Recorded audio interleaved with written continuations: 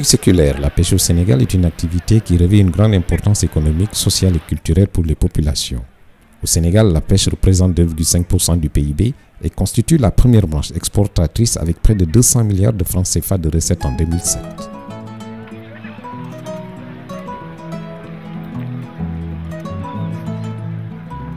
La pêche absorbe 15% de la main-d'œuvre active au Sénégal, avec près de 600 000 personnes qui y travaillent directement. Indirectement, elle offre une activité de subsistance à près de 2 millions de Sénégalais.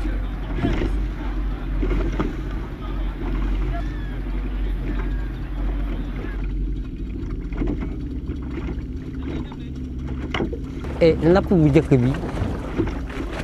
et boobu temps dafa amoon repos biologique parce que dañu daan def bu ñu demee tool am fa 2 mois di béy noppal géej gi bu ko defee jën yi day bari. Le Sénégal, dont le linéaire côtier s'étend sur plus de 700 km, a des ressources halieutiques qui lui servent à enrichir l'alimentation de base de sa population. Malgré son rôle déterminant au plan socio-économique, la pêche traverse aujourd'hui une crise liée, entre autres, à la surexploitation des ressources halieutiques, aux effets néfastes dus au changement climatique et à la pêche illégale. Avec la précarité du secteur agricole, on assiste à la reconversion de nombreux acteurs dans le secteur de la pêche, ce qui augmente la pression sur la ressource. Li tax jën gënoon a bari bu njëkk moo doonoon gaal yi ñoo bariwul woon ay quelques gaal rek ñoo fi nekkoon quelques pêcheurs ñoo nekkoon ci dëkk bu nekk boo fa demee ay deux pirogues nga faa gis wala 3 pirogues wala 4 wala 5 léegi nag bi nga xamante ne mbéy mi ci boppam yàqu na daanaka kenn béyatul léegi gars yi jaay suuf si et jënd ko ay gaal ak i moteur ñëw di fekk sa pêcheurs yi ci géej gi yiy dem géej ñoo ëpp doole géej gi ba tax na léegi produit bi fi nekkoon daanaka jeex na tak amatul. À cela s'ajoutent les accords de pêche, surtout entre le Sénégal et l'Union européenne. Tous ces facteurs contribuent à la raréfaction des ressources halieutiques, la disparition de certaines espèces et la baisse des revenus, sans compter la perturbation des logiques traditionnelles que les pêcheurs ont pu bâtir après plusieurs siècles d'expérience. Ces facteurs contribuent par conséquent à la vulnérabilité des populations côtières. ñun jën géej gi rek la ñuy yaakaar gannaaw yàlla suñu gaal yi bu ñu demee nappi fu ñu war a nappee bato yi ñoo fay nappi suñu gaal noonu la ñuy ñibbisee tey jii nga ñëw nii suñu gaal yi noonu la ñuy ñibbisee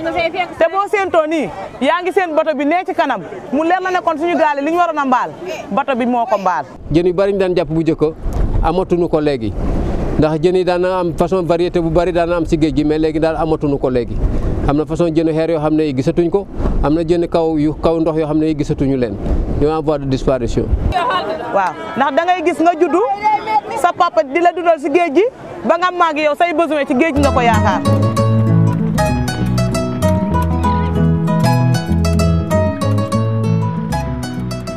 En plus de ces problèmes d'ordre structurel, on note également des problèmes écologiques.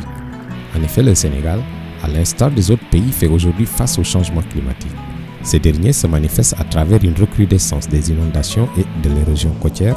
une accélération de la dégradation des écosystèmes côtiers et une baisse de l'intensité de l'upwelling côtier.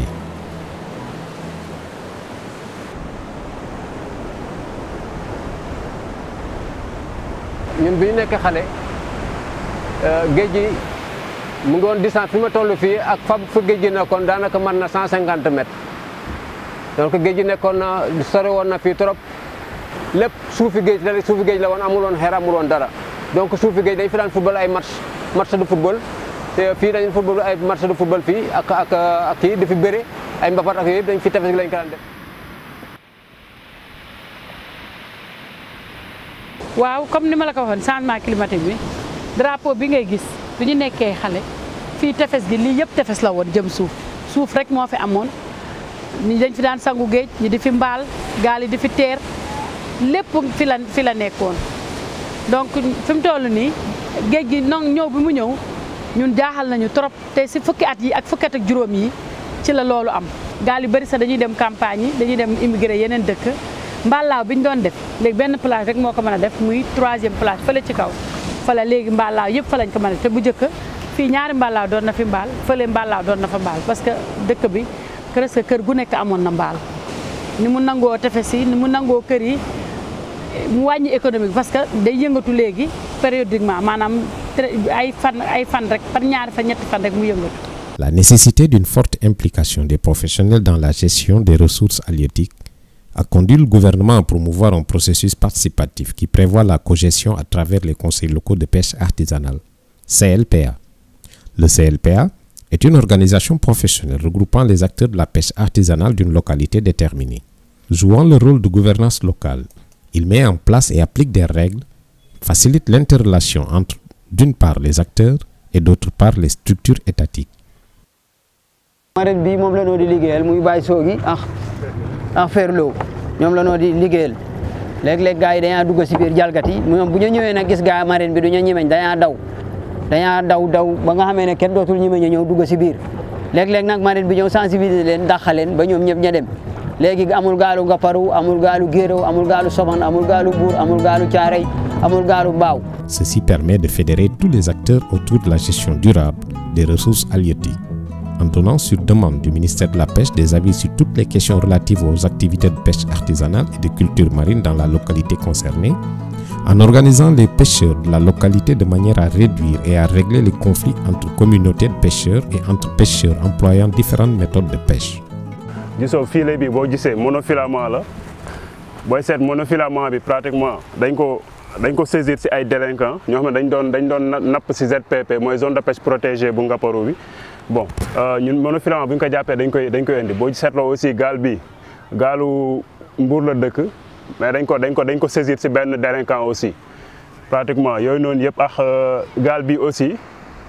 booy seet gaal bi tamit bu bleu bi dañ ko saisir aussi. ak gaal canote bee nga xamante ni pratiquement Dakar la dëkk dañ ko saisir ak si benn délinquant dañ doon violer ZPP mooy zone de pêche protégée bu Ngaparou. C'est dans ce cadre qu'est mis en place le projet Gestion concertée pour l'avenir d'une pêche durable au Sénégal, USAID URI-COMFISH, financé par l'USAID, l'Agence des États-Unis pour le développement international.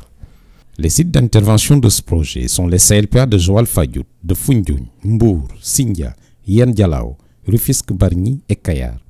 mais aussi dans les régions de Saint-Louis, Ziguinchor, Sédhiou et Kafountine, pour appuyer les plans de gestion de la sardinelle et de l'Etmalose et le fonctionnement des cadres de concertation sur la pêche. USAID COMFISH bi mu ñëwee li mu njëkk a def mooy ñoom dañoo ñëw taxawal plan de gestion boo xam ne bii dañuy gérer département de Mbour yëpp ñu jël dëkk yi nga xam ne yi moo nekk ci département de Mbour muy ñeenti CLPA Sindia Nord, CLPA Mbour, CLPA Sindia Sud ak CLPA Joal-Fadiouth ñoom ñëpp ñu liggéey en collaboration ak ñooñu ñëpp ndax ñoom dañoo fekk cogestion ci biir département bi ñuy liggéey ci biir cogestion bi ñu ñëwee ñoom ñu appuyer cogestion boobu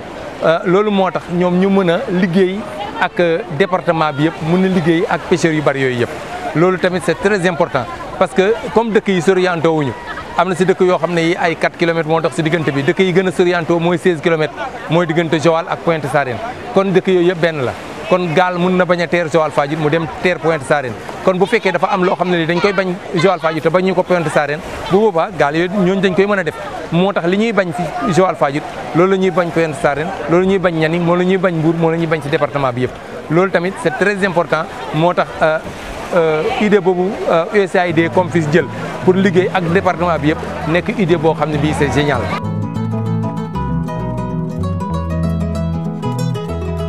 C'est dans ce contexte que le projet USAID COMFISH intervient au niveau des CLPA pour appuyer l'État du Sénégal dans sa stratégie de gestion durable des ressources halieutiques, en aidant à l'élaboration de ce plan d'adaptation en vue d'une meilleure prise en charge des impacts des changements climatiques au niveau local.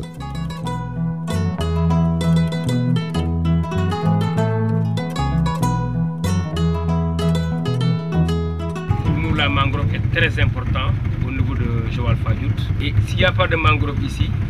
il n'y a pas d'huîtres, il n'y a pas d'arches, il n'y a pas de poissons, surtout les poissons. Parce qu'au niveau de Joal-Fadiouth, au niveau de l'aire marine protégée, il y a 59 espèces qui vivent dans la mangrove. Et la majeure partie de ces espèces fondent dans la zone de la mangrove. Parce que nos terres commençaient à être salinisées. Sur les 5035 hectares que compte Joal-Fadiouth, il y a presque 1772 hectares qui sont complètement salinisés parce qu'il y a un problème de régulateur par rapport, il y a un problème de manque de mangroves. Donc on a besoin encore de reboiser beaucoup d'espaces de mangroves pour régulariser le taux de salinité par rapport à nos champs. Et nous,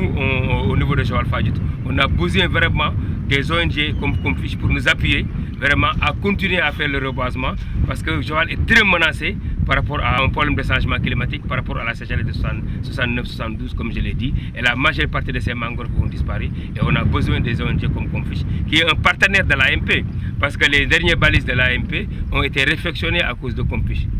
Et c'est Comfiche aussi qui nous appuie par rapport à la surveillance et autres. Donc l'AMP de Joal-Fadiouth est un partenaire de Comfiche et on pense que Comfiche aussi peut nous appuyer à continuer à faire des reboisements qui sont très importants pour la commune de Joal-Fadiouth. Les mesures relatives à la gestion de la ressource sont mises en œuvre pour restaurer les ressources en améliorant la résilience des écosystèmes. Cela en vue de les rendre durables et d'améliorer les revenus des acteurs. Comfiche mu ngi ñu jàppale ci waa météo ñu ngi envoyé ay message léegi di ñu wax ne géej gi day am ay uul day yëngatu day am ay raz de marée donc léegi tax na ba ñu ngi jot ay information mu jóge météo léegi su ko defee ñu di koy wax suñu pêcheur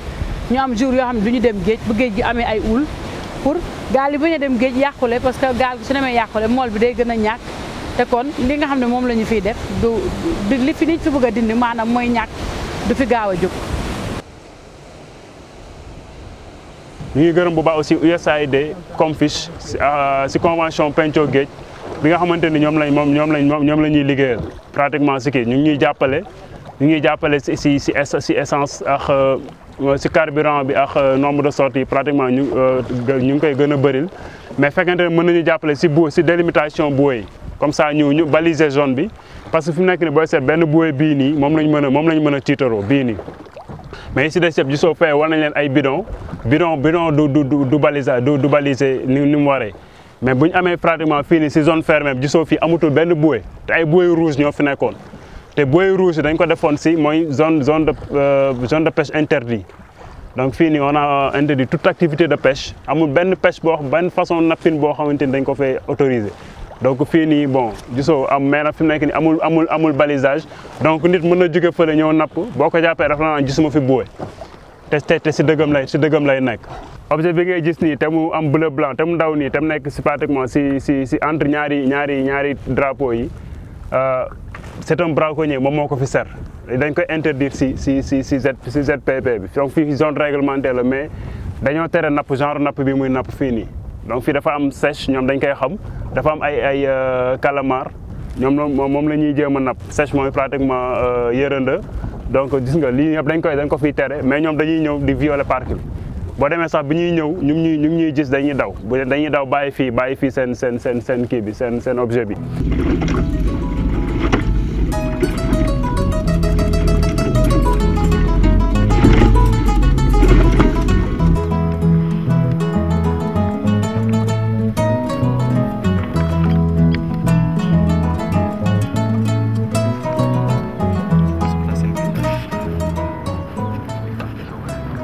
Il s'agit essentiellement de la construction d'ouvrages de protection des côtes, mais aussi d'infrastructures permettant une pratique durable des activités génératrices de revenus,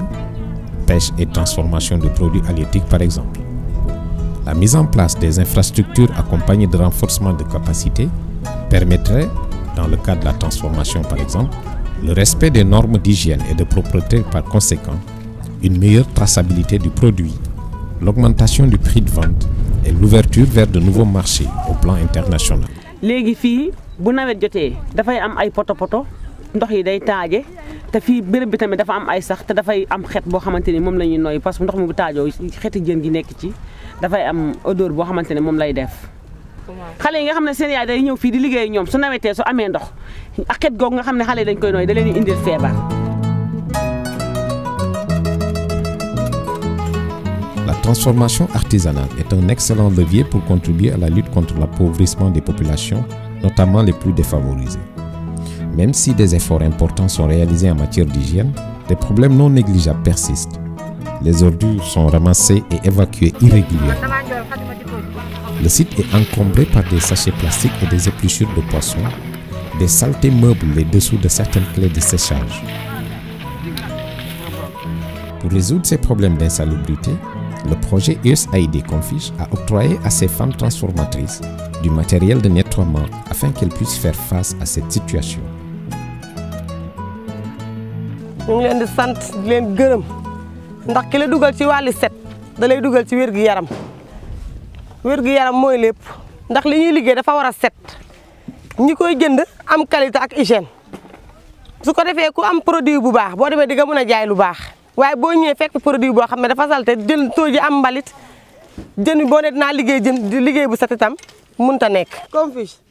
gis nga site bi ñu la doon wax site baa ngi nii xaaruñ dara budul nga ñëw tabaxal ñu ko. ban mun ci lakk qualité ak hygiène. am nañu suñu papier am nañu suñu yëpp yéen rek la ñuy xaar pour ngeen ñëw ñu di leen di tàllal loxo ngeen ñëw defaral ñu ko su soobee yàlla altine dafa tombe sax ndax démb lañ ñu wax ne papier yi altine la war a génni yàlla indi leen nag mu mel ni ñaan bu taseek amin ndax altine bu soobee yàlla ci la papier yëpp war a mën a génni.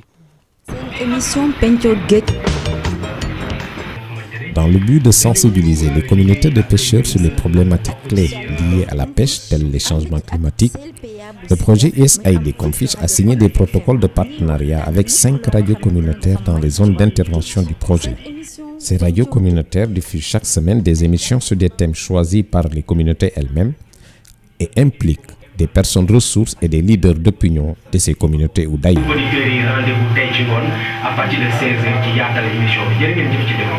penc boo ko déggee mooy foo xam ne fii dañ fay toog di waxtaanee moo tax ñu wut pencoo géej maanaam fa ñu jëlee décision di waxtaan loolu moom la Confiche indi pour mool yi di mën a waxtaan di jël ay décisions yoo xam ne yi ñu ngi koy jëlee si penc ma mën koo tasaare ñu mën di ekkatindoo di dóorandoo di jëlandoo ay décisions moo tax ñu tudd ko pencoo géej.